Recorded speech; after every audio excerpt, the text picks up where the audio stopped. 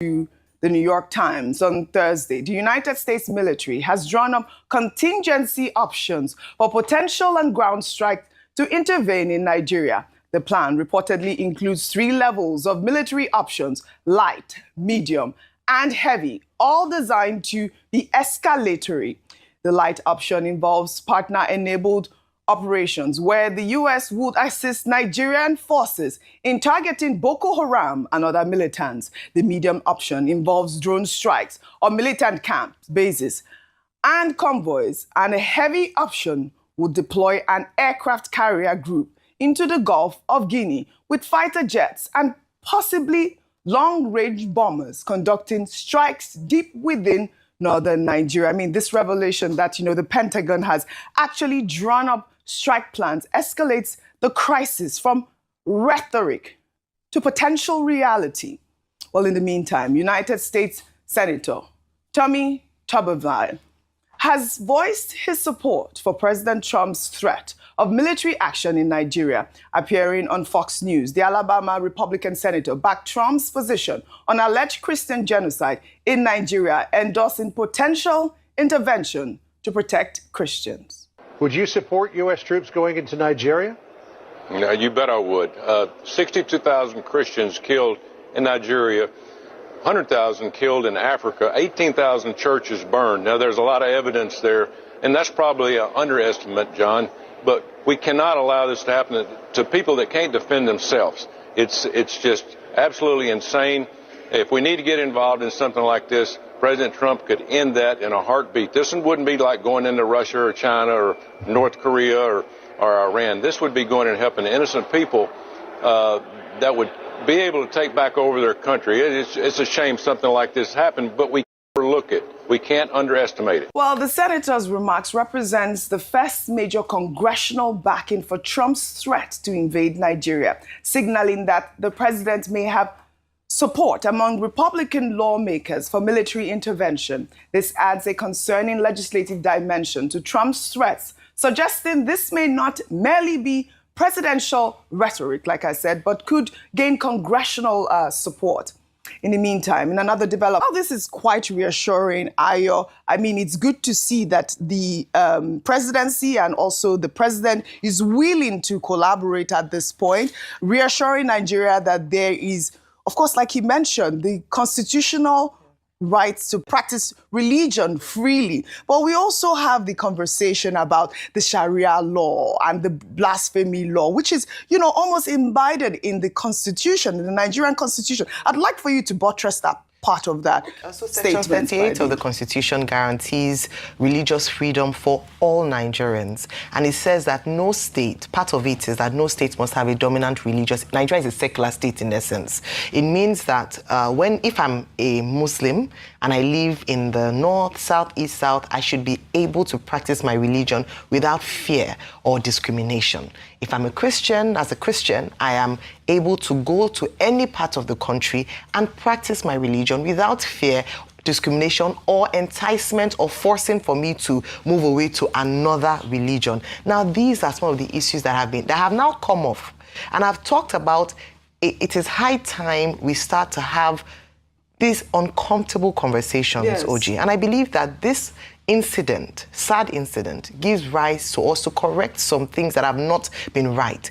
If you speak to a number of people living, particularly in the north, and I say this with all sense of responsibility, a number of Christians have talked about how some of these terrorist organizations who are termed as Islamic terrorist organizations, the Boko Haram, which is most prominent, actually target people who are not of the faith, so whether it be Christians or moderate Muslims. And that's why you can understand why many of them have talked about their churches being burned, Christians dying, priests being kidnapped, a number of people targeting.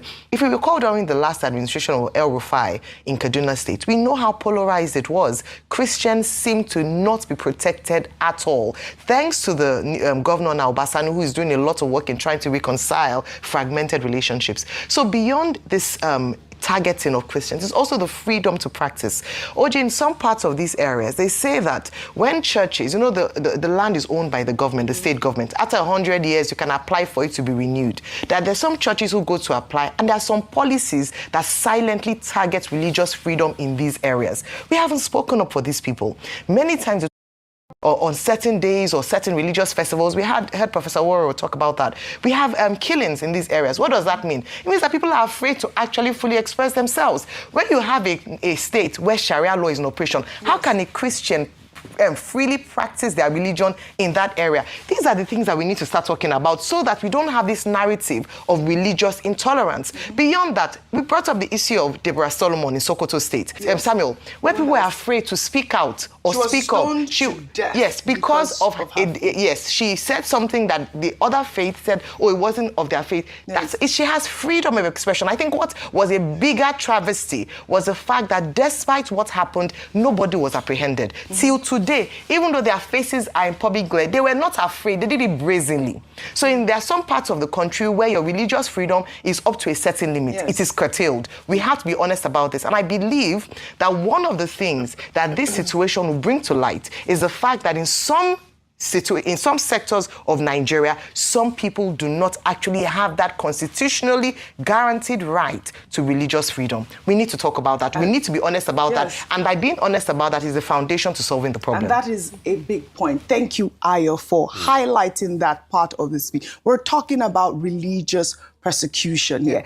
Christians being killed. That is really the main topic. But you know, Tinubu is saying that we will defeat terrorism, whether internally or with collaboration. And you know, also the fact that the minister's message of calm reflects the Nigerian government's strategy of projecting stability despite sobering realities, while the administration emphasizes being, you know, not in a panic mode and reaffirms constitutional guarantees of religious freedom. Nigeria ranks number 6 on the Global Terrorism Index, just above Somalia and Israel. This is a stark contradiction that undermines reassurances of effective security management. And we're looking at this graph. I mean, this disconnect between, you know, official messaging and international assessment exposes the challenges facing the Tinubu administration at the moment. If you can pull up that graph so we can actually see, you know, where we rank in the Global Terrorism Index at this moment. Rufai, I'd like for your thoughts also with the fact that the U.S. is, you know, preparing to put boots on ground. Also, the president's reassurance, and he's, you know, this is the first time we're hearing him speak at the moment. With that data you released, it shows that the government narrative is not working. Nigeria ranks 6 on terrorism index. The question is, what was our ranking close to 20 years ago before all of this terrorism started? So it shows that in the last over 15 years, government has not done a lot to nip things in the bud. See, Ralph Waldo Emerson said something, that what you do speaks so loud I can't hear what you say. What Nigeria has done as a nation, as regards religion, it speaks so loud that we can't hear what it says. According to the Constitution, there is no state religion. But a government that has subsidized religious travels, under what basis and what guise has it done that? Is that not an affirmation of the idea of state religion? A government that increasingly have not been able to nip perpetrators of heinous crimes against people with religious affiliation in the bud. A government where a government official said he had nothing wrong with blasphemy. And I'll tell you this, I have seen ex-government officials laugh at me because I have a Muslim background and I converted to Christianity. Yes. What's the laugh about? I don't understand what that means. Well, why? That I am deluded. Okay. My mother is Christian. I went through the religious understanding process as a child, but I'm Christian. All right. But I respect my Muslim background. In fact, I do a lot for a family mosque that's built in our village. But I've seen government officials laugh at me, an ex-government official, laugh at me when I put out that tweet saying I don't know what I was doing. Right. So you can see that what we do is different.